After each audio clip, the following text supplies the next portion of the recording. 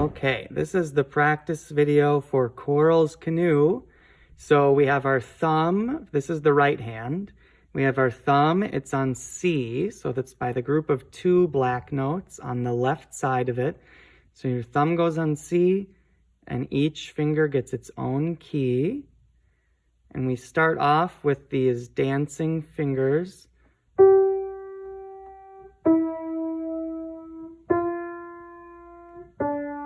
And then we have the walking up.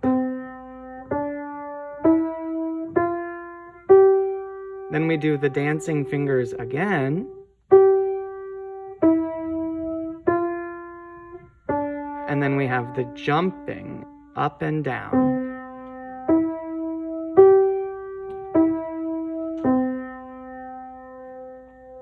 And then for the left hand, it will be the same notes, but different fingers.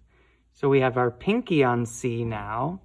Remember, it's the group of 2, and it's on the left. And then each finger gets its own key. And we start with the dancing fingers.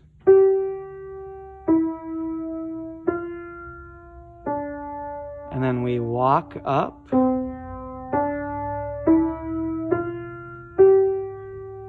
And then we have the dancing fingers again.